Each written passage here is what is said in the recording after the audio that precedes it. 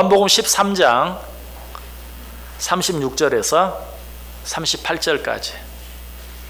요한복음 13장 36절에서 38절까지 제가 대독해 드리겠습니다. 시몬 베드로가 이르되 주여 어디로 가시나이까? 예수께서 대답하시되 내가 가는 곳에 내가 지금은 따라올 수 없으나 후에는 따라오리라. 베드로가 이르되 주여 내가 지금은 어찌하여 따라갈 수 없나이까? 주를 위하여 내 목숨을 버리겠나이다. 예수께서 대답하시되 내가 나를 위하여 내 목숨을 버리겠느냐? 내가 진실로 진실로 내게 이르노니 닭 울기 전에 내가 3번 나를 부인하리라. 아멘. 자, 우리 옆 사람들과 한번 인사합니다. 참 잘 오셨습니다. 큰 은혜 받으시기 바랍니다. 여러분들 오늘도 정말 잘 오셨습니다. 하나님의 큰 은혜가 여러분 모두 위에 넘치시기를 주님의 이름으로 간절히 축원합니다. 자, 오늘 본문에는 예수님을 향한 베드로의 질문, 그리고 그 질문에 대한 예수님의 대답이 기록되어 있습니다. 예수님을 향한 베드로의 질문이 무엇이었습니까? 예수님께서 내가 너희를 떠나갈 때가 되었다라고 말씀하시니까 베드로가 질문하죠. 주여 어디로 가시나이까? 그러자 주님께서 뭐라고 대답하시죠? 36절 끝부분에 예수께서 대답하시되 내가 가는 곳에 내가 지금은 따라올 수 없으나 후에는 따라오리라. 그러자 베드로가 또 질문하죠. 37절에 내가 지금은 어찌하여 따라갈 수 없나이까? 자, 이런 베드로의 질문을 보면서 우리가 가장 먼저 생각할 수 있는 건 뭘까요? 몰라도 너무 모른다. 아니, 예수님의 제자이면서, 아니 그 가운데서 수제자라고 불리기까지 하면서 왜 베드로는 이렇게 모를까? 우리도 아는데. 그런 생각이 들지도 모르겠어요. 자, 여러분, 예수님이 지금 어디로 가신다는 겁니까? 십자가를 지고 돌아가셔서 자기가 처음 왔던 곳, 아버지의 집으로 돌아가시겠다는 것이. 예수님께서 이 사실에 대해서 기회 있을 때마다 어쩔 때는 간접적으로, 어쩔 때는 직접적으로 제자들에게 많이 말씀하셨어요. 그런데 내가 이제 너희를 떠나갈 때가 되었다라고 말하는데 베드로는 금시초문이라는 듯 어디 가시는데요? 너희가 지금은 내가 가는 곳에 따라갈 수 없으나 후에는 따라오리라. 그러자 왜 지금은 못 갑니까? 라고 묻고 있는 그런 모습을 보게 돼요. 서당께 3년이면 풍어를 한다고 하죠. 예수님과 제자들이 함께한 시간이 3년인데 어쩌면 이렇게 모를 수 있는가? 지금 베드로의 이 모습은 마치 병원에서 치료할 수 없는 어떤 질병 때문에 이제 마지막 기회라고 생각하고 수술실에 들어가는 엄마를 보면서 어린 아이가 엄마 어디가? 나도 엄마랑 같이 갈 거야. 안 돼, 지금은. 아니, 왜 안 돼? 나 같이 갈 거야. 라고 투정하는 그런 아이의 모습과 너무나 똑같은 것이. 자, 그런데 이런 모습이 비단 베드로 한 사람만의 모습이었습니까? 아니, 거기 있던 모든 제자들도 다 마찬가지였어요. 만약에 다른 제자들은 지금 예수님이 어디로 가신다는 것인지 분명히 알았더라면, 아, 십자가에 달려 죽으실 때가 되었고 십자가에 달려 죽으셨다가 사흘 만에 부활하셔서 이제 아버지가 계시는 곳, 처음 내가 있던 곳, 그곳으로 아버지의 집으로 돌아갈 때가 되었다라는 말씀을 알았더라면 베드로가 어디 가는데요? 라고 말했을 때, 아니 그것도 몰라. 지금 예수님이 이제 십자가에 달려 죽으시고 이제 하늘나라로 아버지에게로 돌아가신다는 말씀 아니냐? 알았더라면 다른 제자들이 그렇게 말했을 거예요. 그러나 어떤 제자도 그렇게 말한 사람이 아무도 없었어요. 뭘 말하죠? 베드로뿐만 아니라 모든 사람.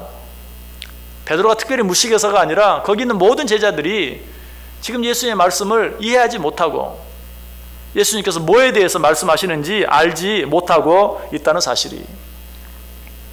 자, 문제는 이게 아니 베드로가 모르고 다른 모든 제자들도 몰랐다, 이게 아니. 문제는 뭡니까? 우리도 모른다는 거예요. 우리도 하나님께서 우리에게 주신 모든 말씀들 날마다 들으면서도, 날마다 읽으면서도 그 말씀의 뜻이 무엇인지, 그 말씀의 의미가 무엇인지 깨닫지 못하고 이해하지 못할 때가 너무 많다. 아니, 오해할 때도 너무나 많다라는 것이. 물론 우리는 예수님께서 지금 십자가에 달려 죽으실 것이라든지, 그리고 죽은 지 사흘 만에 부활하셔서 정말 아버지가 계시는 그곳으로 돌아가신다, 이 사실은 알아요. 그러나 예수님께서 하신 모든 말씀이나 성경에 기록된 그런 모든 말씀들의 의미에 대해서는 오늘 베드로가 그러했던 것처럼 동문서답하는, 엉뚱한 질문이나 하는, 아니 오해하고 쓸데없이 실망하고 낙심할 때가 얼마나 많은지 몰라요. 자, 이런 우리들의 모습을 보면서 우리는 하나님의 말씀 앞에서 먼저 어떤 태도를 가져야 될까요? 하나님의 말씀을 우리가 다 이해할 수 없다. 하나님의 말씀을 우리가 다 용납할 수 없다. 그럼에도 불구하고 내가 이해할 수 없고 내가 용납할 수 없다 할지라도 하나님의 말씀은 여전히 하나님의 말씀이요, 그 하나님의 말씀을 받고 순종하고 그 말씀 앞에서 오랫동안 참고 기다릴 수 있어야 된다.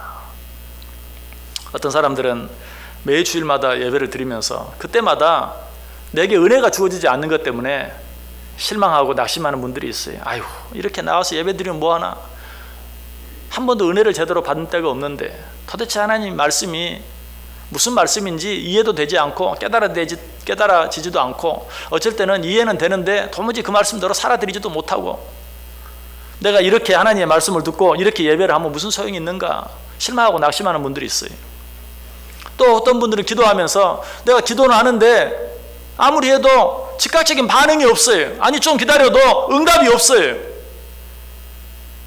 하나님 앞에 찬양을 하는데도 감격이 없어요. 기쁨이 없어요.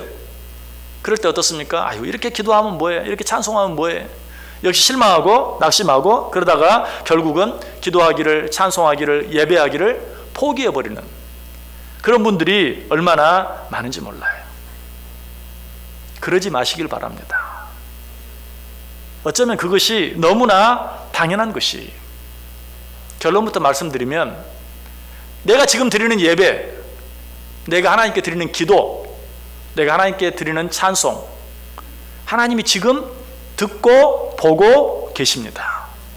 이 사실을 의심하지 마세요. 단지 내가 너무 어리석어서, 너무 미련해서, 어쩔 때는 깨닫지 못하고 이해하지 못하고 내 눈에 보이지 않는다고 의심하고 원망하고 불평하고 있을 뿐이에요. 내가 입을 벌려 하나님 앞에 찬송하고 내가 하나님 앞에 기도하고 하나님 앞에 예배하는 이 모든 것들을 하나님은 이미 보고 계세요. 지금 듣고 계세요. 또 여러분이 무엇인가 하나님 앞에 기도하면 여러분이 기도하는 그 순간에 하나님께서는 이미 그 일에 대한 응답을 시작하고 계세요. 아니 벌써 시작하셨어요. 어쩌면 기도하기 전에 이미 하나님께서는 그 일을 시작하셨어요. 성경에 보면 참 재미있는 일이 있죠. 이스라엘 백성들이 애굽에서 포로 생활하면서 죽겠습니다, 더 이상 살 수 없습니다, 우리를 제발 이 지옥 같은 곳에서 건져내 주옵소서 부르짖습니다. 하나님이 들으세요. 하나님이 그들을 구원해내기로 작정합니다. 그리고 나서 맨 먼저 하신 일이 무엇입니까? 출애굽기 2장 1절에 보니까 레위 가족 중 한 사람이 가서 레위 여자에게 장가 들었다라고 말해요. 레위 가족 중 한 사람, 누굴 말하죠? 모세의 아버지 아므람이, 또 레위 여자 누구죠? 모세의 어머니 요게벳이. 하나님께서 이스라엘 백성들을 애굽의 종살이 가운데서 건져내시기로 작정하고 제일 먼저 하신 일이 한 레위인 남자와 한 레위인 여자가 결혼하게 만드나. 그렇게 해서 어떻게 하시려고? 이스라엘 백성들을 출애굽시킬 사람을 태어나게 하기 위해서. 참 답답하지 않아요? 이스라엘 백성들을 구원해야 되겠다, 즉시 일을 시작할 만한 어떤 사람을 세우시면 좋겠는데 한 사람과 한 남자와 한 여자를 결혼을 시켜요. 거기에서 나는 한 아들을 가지고 이스라엘 백성들을 구원하려고. 그렇게 해서 난 아들이 누구예요? 모세면 얼마나 좋겠어요. 아론이 엉뚱한 사람이 태어났어요. 그 다음에 누가 나와요? 미리암이 나와요. 모세의 누나 미리암이 나와요. 그리고 나서야 누가 나와요? 모세가 나와요. 너무 기가 막히니까 말도 안 하시네. 얼마나 답답합니까? 얼마나 우리 눈에 보기에 하나님께서 하시는 일이 더디게 보입니까? 자, 모세가 태어나면 됩니까? 그것도 다가 아니죠. 모세가 태어나서 여러 가지 많은 어려운 일을 겪다가 바로의 궁에 들어가게 돼요. 바로의 궁에 들어가서 40년 동안 왕자들이 받는 교육을 받게 돼요. 40세가 되었어요. 이제는 됐죠.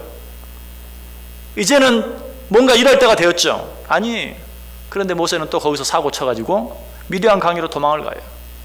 40년 동안 미디안 광야에서 장인 이드로의 양을 치면서 보냅니다. 여러분, 하나님이 하시는 일이 얼마나 더딥니까? 얼마나 늦게 됩니까? 여러분, 모세만 그렇습니까? 아니, 하나님께서 이삭을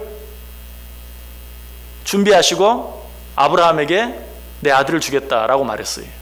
그런데 정작 낳은 아들은 누구였어요? 이삭이 아니고 이스마엘이었어요. 하나님은 다윗을 통해 큰 일을 계획하셨어요.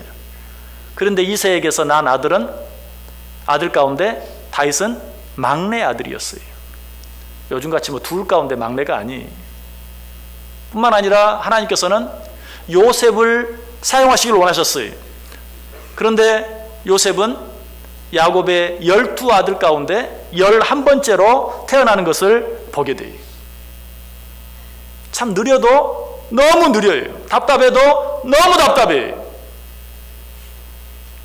모세를 이 세상에 보내시면서도 모세가 먼저가 아니라 아론을 그리고 미리암을. 왜 그러셨을까요? 우리가 잘 알잖아요. 우리는 이미 그 일들을 다 지나갔으니까. 모세의 어머니가 모세를 더 이상 지킬 수가 없어서 갈상자에 넣어 나일강에 던졌을 때 그 갈상자를 누가? 바로의 공주가 보죠. 그때 누가 뛰어갑니까? 모세의 누나 미리암이 뛰어가죠.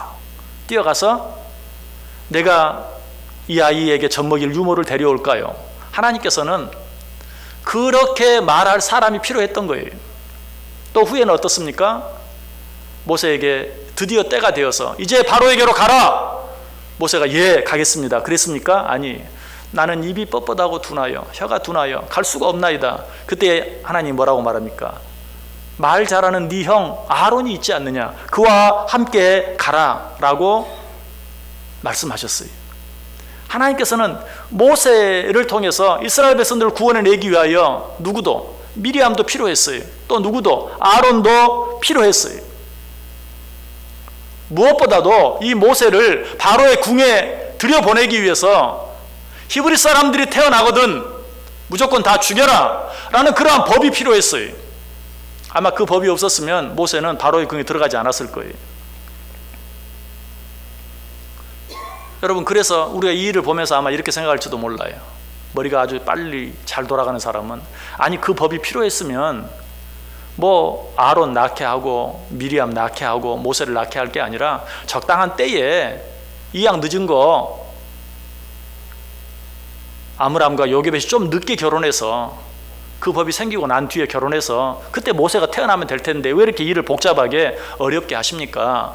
라고 생각할지도 몰라요. 그러나 이 말씀 드렸죠? 하나님의 법께는 뭐가 필요하다고요? 아론도 필요하고 미리암도 필요해요. 그래서 하나님께서는 그 일들을 그렇게 해 나가신 것이, 여러분, 이것이 하나님께서 우리를 위하여 일하시는 방법이에요. 우리는 이런 일들 앞에서 조급하게 우리 인간의 시간대로, 우리 인간의 방법대로 생각하다가 실망하거나 낙심하면 안 돼요. 하나님께서 그렇게 하지 않으셨다면 이스라엘 백성들은 애굽의 압제하에서 좀 더 빠르게 구원받을 수 있었을 것 같은 생각이 들지만, 하나님은 이스라엘 백성들만 위해서 일하시는 분이 아니, 하나님은 온 세상 모든 민족 모든 사람들을 위하여 일하시는 분이에요. 하나님은 나 한 사람만 위해서 일하시는 분이 아니에요. 하나님은 분명 나를 위해 일하십니다. 그러나 하나님은 나 한 사람만 위해서 일하시는 분이 아니라는 사실이, 우리 모두를 위해서, 아니 이 땅에 있는 모든 사람들을 위하여, 성경을 통해 보면 선인뿐만 아니라 악인들까지를 위해서도 하나님은 일하시는 분이. 그러나 지금 당장 나에게 내가 기도한 내용에 대해서, 내가 들은 말씀에 대해서, 내가 드린 찬송에 대해서 어떤 즉각적인 반응이 없는 것으로 인해서 실망하고 낙심하는 것은 너무나 이기적이고 너무나 인간적인 것이. 자, 모세가 태어난 이 과정 속에 우리가 봤을 때는 불필요해 보이고 답답해 보이는 이런 내용들을 통해서 우리는 얼마나 많은 은혜를 얻습니까? 여러분, 우리 자녀들이 일상을 살아가면서 힘들고 어려울 때가 얼마나 많이 있습니까? 그럼에도 불구하고 부모로서 아무것도 해주지 못하는 그런 답답한 일들을 우리가 만날 때도 있습니다. 자, 그럴 때 우리는 누구를 통해서 은혜를 받습니까? 할 수 없어서 모세를 갈상자에 넣어 나일강에 던져버릴 수밖에 없었던 어머니 요게벳을 통해서 은혜를 받아요. 아니, 그 이전에 우리는 세상 가운데 살면서 분명 하나님을 믿는 자녀이지만 세상적인 방법과 하나님의 방법 사이에서 고민하고 또 그것 때문에 두려워 떨 때 누구를 통해 은혜를 받습니까? 바로가 히브리 사람이 아이를 낳거든 아들을 낳으면 다 죽여라 라는 명령이 있었음에도 불구하고 왕을 두려워하지 아니하고 하나님을 더 두려워함으로 히브리인의 남자들을 살렸던 산파, 그 산파들을 통해서 우리는 또 은혜를 받게 되는 것이, 무엇보다도 그런 모든 일들 속에서 하나님께서는 합력하여 선을 이루심으로 그 어머니 요게벳이 모세를 하수에 집어 던져 넣었지만 그러나 그가 바로의 공주의 눈에 띄게 되고 바로의 궁에 들어가서 왕의 교육을 받게 되고 무엇보다도 친어머니의 품 안에서 친어머니의 젖을 먹으며 자라게 되는 어떤 하나님의 모습, 합력하여 선을 이루시는 하나님의 모습을 우리가 보게 되는 것이, 모세가 40년 동안 궁에서 왕의 학문을 다 배웠을 때 이제는 쓸만하게 되었다라고 했지만 그런 엉뚱한 사고를 저지르므로 또 미디안 광야로 도망치고 미디안 광야에서 40년을 보내는 그 시간을 생각해 보세요. 얼마나 답답한 시간입니까? 다른 거 다 몰라도 모세가 미디안 광야에서 보낸 그 40년, 나이는 40세, 50세, 60세, 70세, 80세가 되어가죠. 아무것도 한 것이 없어요. 더 나아진 것은 하나도 없어요. 단 한 걸음도 앞으로 나가지 못했어요. 모든 시간이 멈춰버린 것 같은 그런 기간이었어요. 그러나 그 기간이 겪은 후에, 지난 후에 하나님께서 모세에게 말합니까? 이 사람 모세는 지면의 다른 모든 사람들보다 그 온유함이 더하다. 비로소 그 시간을 통해서 하나님이 쓰시기에 합당한 사람이 되었다는 것이, 우리는 모세가 40년 동안 왕의 학문을 배웠을 때 나이도 40 정도 되었고 이제 배울 만큼 배웠고 이제야말로 일할 때다, 가장 적당할 때다 라고 생각할지 몰라요. 그러나 그때 모세가 한 일은 어때요? 자기가 배운 것 가지고 자기 형제를 쳐 죽이는 형제를 때린 애굽 사람을 쳐 죽이게 되는 살인죄를 저지르는 그것밖에 그가 할 수 있는 일이 없었어요. 바울 사도도 늦게서야 이 사실을 깨달았어요. 자기 자신이 얼마나 잘 준비된 사람이었습니까? 그러나 그 모든 것이 하나님 앞에서 아무 의미가 없다는 사실을 깨닫게 되죠. 그리고 뭐라고 고백합니까? 나도 육체를 신뢰할 만하며 만일 누구든지 다른 이가 육체를 신뢰할 것이 있는 줄로 생각하면 나는 더욱 그러하리니 나는 8일 만에 할례를 받고 이스라엘 족속이요 베냐민 지파요 히브리인 중에 히브리인이요 율법으로는 바리새인이요 열심으로는 교회를 박해하고 율법의 의로는 흠이 없는 자라. 그러나 무엇이든지 내게 유익하던 것을 내가 그리스도를 위하여 다 해로 여길 뿐더러 또한 모든 것을 해로 여김은 내 주 그리스도 예수를 아는 지식이 가장 고상하기 때문이라. 사도 바울도 깨달았어요. 이전에 유익하던 것이 이제는 다 아무것도 유익되지 않는다. 다 배설물과 같을 뿐이다. 이렇게 되기까지 어때요? 시간이 필요했어요. 오랜 시간이 필요했어요. 바울 사도도 그러했다면 우리들은 얼마나 더 많은 시간이 필요하겠어요. 우리는 결코 하나님 앞에서 조급해서는 안 돼요. 우리 하나님은 나 한 사람만 위해서 일하는 사람 아니, 일하는 분 아니. 분명 하나님은 나 한 사람을 위해 일하세요. 그러나 나 한 사람뿐만이 아니라 세상 모든 사람들을 위해서 일하시는 하나님이, 우리 교회만 위해서 일하시는 분 아니, 세상 모든 교회를 위해서, 우리나라만 위해서 일하시는 분 아니, 세상 모든 나라를 위해서 그 모든 것들을 다스리시고 주관하시는 분이, 우리는 이 사실을 믿고 인내하며 참고 기다릴 수 있어야 돼요. 우리가 나 하나만 생각하기 때문에 내 눈앞에 되어지는 일들이 너무 답답하게 보여요. 불합리하게 보여요. 왜 하나님께서 응답하시지 않는지 이해할 수가 없어요. 왜 하나님께서 그렇게 말씀하시는지 알 수가 없어요. 이러한 때 우리는 오히려 하나님 왜 이렇게 하십니까? 하나님 왜 이렇게 늦습니까? 하나님 왜 이렇게 더딥니까? 원망하고 불평할 것이 아니라 다윗이 고백한 것처럼 우리도 고백할 수 있어야 돼요. 다윗은 뭐라고 고백했습니까? 시편 139편 6절에 이 지식이 내게 너무 기이하니 높아서 내가 능히 미치지 못하나이다. 내가 이해하지 못하는 것 때문에 실망할 것이 아니라 맞습니다. 하나님의 생각이 얼마나 높은지 나는 이해가 되지 않습니다. 오히려 그것으로 인하여 찬송할 수 있어야 돼요. 하나님을 높일 수 있어야 돼요. 계속해서 다윗은 고백합니다. 하나님이여, 주의 생각이 내게 어찌 그리 보배로우신지요, 그 수가 어찌 그리 많은지요, 내가 세려고 할지라도 그 수가 모래보다 많도소이다. 여러분, 바둑 좋아하는 분 계십니까? 바둑 좋아하시는 분은 이제 TV에서 뭐 바둑 중계 같은 것 또 가르치는 것 하면 바둑을 보시죠. 그럴 때 뭐 조은영 구단 같은 사람이 바둑에 한 수를 둡니다. 그런데 전혀 생각지 못한 이상한 곳에 한 수를 둡니다. 여러분, 어떤 생각을 합니까? 저런 바보 같은 놈, 이렇게 생각합니까? 아니죠.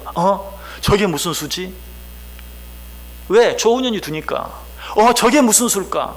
거기에 온갖 기대를 갖고 집중합니다. 나중에 알게 됐을 때 저거였구나.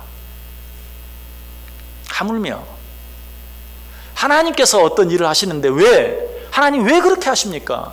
아니, 거기 말고 여기다 두셔야죠. 어떻게 우리가 그렇게 말할 수 있습니까? 하나님 왜 이렇게 천천히 일하십니까? 시간 자꾸 흘러가고 있는데 어떻게 그렇게 말할 수 있습니까? 여러분, 길어야 70년, 80년, 아니 100년 밖에 살지 못하는 우리가 영원한 시간 속에서 일하시는 하나님의 경륜을 우리가 감히 헤아릴 수 없어요.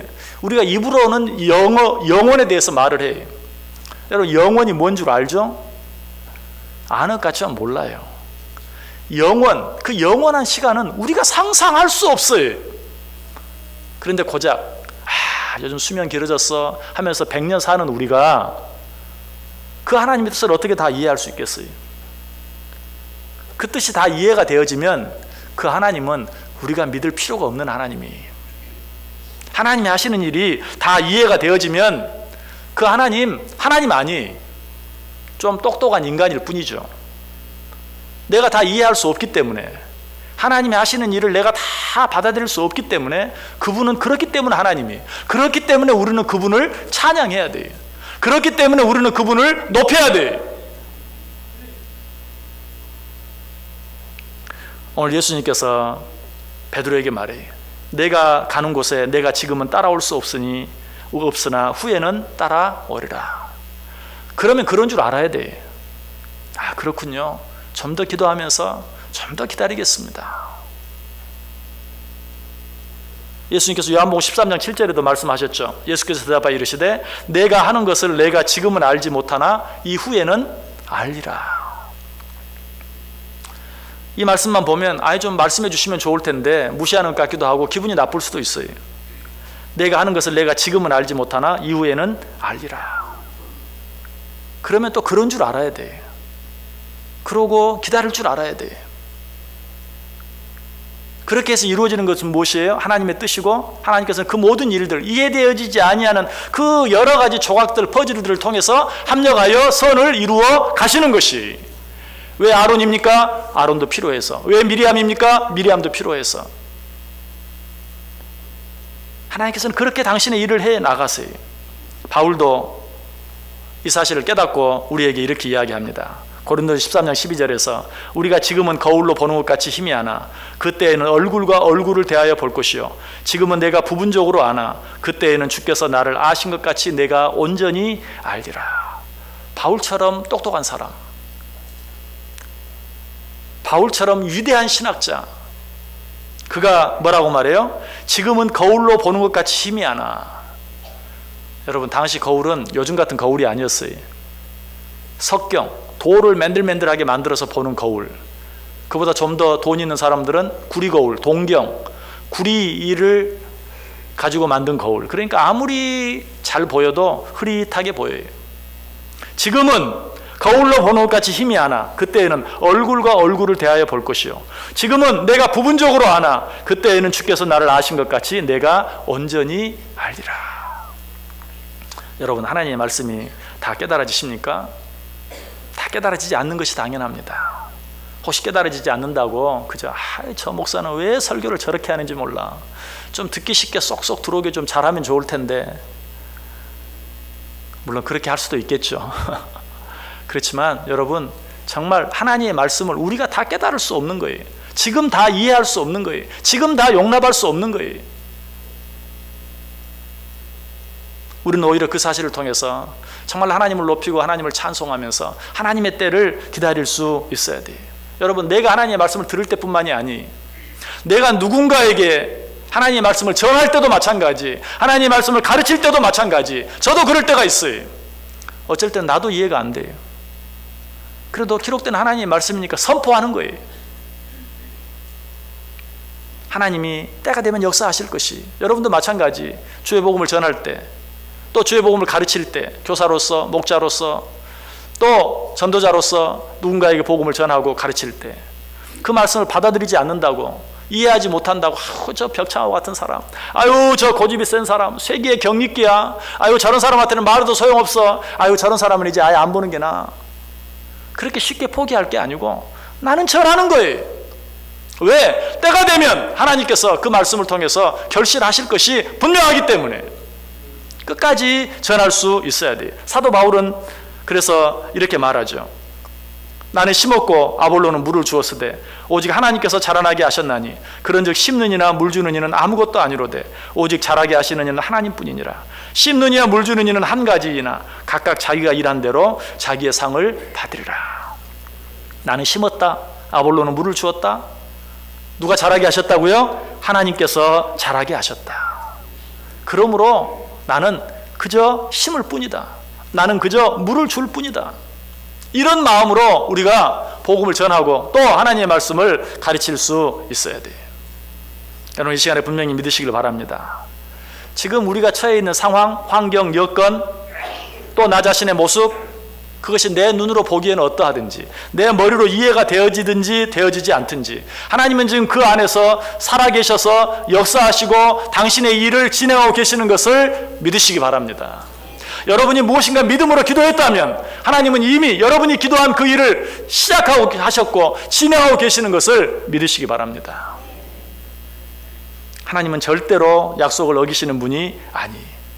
그래서 오늘 베드로에게, 자기의 하는 말을 전혀 이해하지 못하는 베드로에게, 내가 가는 곳에 내가 지금은 따라올 수 없으나 후에는 따라오리라. 실제로 베드로는 어때요? 예수님을 3번이나 부인했어요. 예수님을 떠나가 버렸어요. 그러나 후에는 어떻습니까? 십자가를 거꾸로 지고 예수님을 따랐어요. 복음을 전했어요. 자, 지금은 예수님의 십자가 앞에 있어요. 내가 너를 위하여 십자가에 달려 죽어야 하겠다. 그러나 예수님께서 그렇게 말씀하지 않았어요. 어디 가시는데요? 내가 너를 위해 죽어주기 위해서, 네 죄를 위해 십자가에 죽어야 되겠다라고 말하지 않았어요. 왜? 예수님은 베드로의 연약함을 아셨어요. 자기를 3번이나 부인하고 떠나갈 것을 아셨어요. 그래서 그렇게 말하지 아니하고, 네가 지금은 나를 따라올 수 없다. 내가 어디 간다고 말해도 너는 그 말을 받아들이지 않을 거다. 실제로 베드로는 그랬죠. 누가 예수님을 죽입니까? 화나 내고 후에 말구의 길을 자르기는 하고, 네가 지금은 나를 따라올 수 없을 거다. 그러나 후에는 따라오리라. 정말 그 후에는 어때요? 십자가를 거꾸로 지기까지 예수님을 따랐어요. 여러분, 지금 눈앞에 있는 어떤 일로 인해서 실망하고 낙심하지 마시길 바랍니다. 하나님의 일은 여전히 진행되고 있습니다. 하나님은 여전히 나를 보고 계십니다. 하나님은 여전히 나의 기도를 듣고 계십니다. 하나님은 여전히 나 한 사람을 위하여 이 세상 모든 일들을 움직이고 계십니다. 우리는 이 사실을 믿고 눈앞에 있는 현실 때문에 원망하고 불평하고 의심하고 실망하고 낙심할 것이 아니라 오히려 그런 일들 앞에서 하나님 한 번 더 바라보고 하나님 앞에 한 걸음 더 나아가고 하나님 한 번 더 찬송하고 하나님께 한 번 더 감사하면서 살아갈 수 있는 저 여러분 될 수 있기를 주님의 이름으로 간절히 축원합니다. 기도하겠습니다. 하나님 감사합니다. 오늘도 말씀해 주시니 감사합니다. 우리의 머리로 하나님을 재지 않게 해 주옵소서. 오직 우리 하나님께서는 하나님의 방법대로 일하시는 분이신 걸 기억하고 그 앞에서 잠잠하게 하시고 그 앞에서 참고 인내하게 하시고 그 앞에서 기다릴 수 있는 저희들 되게 해 주옵소서. 그래야 이루어지는 것은 오직 하나님의 뜻, 오직 하나님의 나라만 되어줄 수 있도록 주님 축복해 주옵소서. 예수님의 이름으로 기도드리옵나이다. 아멘. 우리 다 자리에서 일어나셔서 212장 찬송합니다.